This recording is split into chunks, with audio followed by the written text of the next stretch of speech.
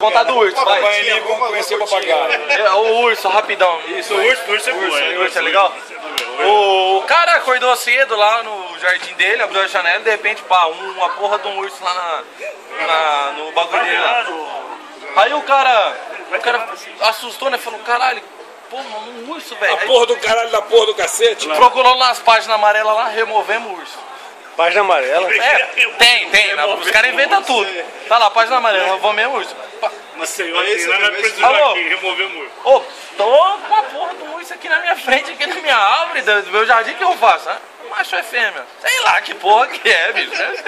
Bom, daqui meia hora nós tá aí, beleza, né? Removedor de urso. É, aí o removedor de urso chegou lá, com a malona desse tamanho, né? Aí de repente ele chegou lá, colocou a mão lá,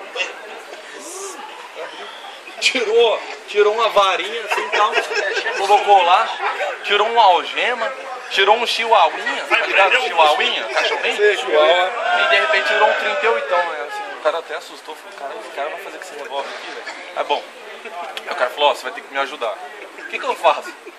Eu vou subir na árvore, vou cutucar o gorila, ele vai cair, meu chihuahuinha vai no saco dele e vai proteger esse pá, algema ele.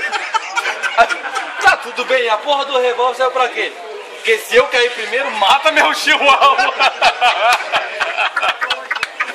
Mata meu chihuahua.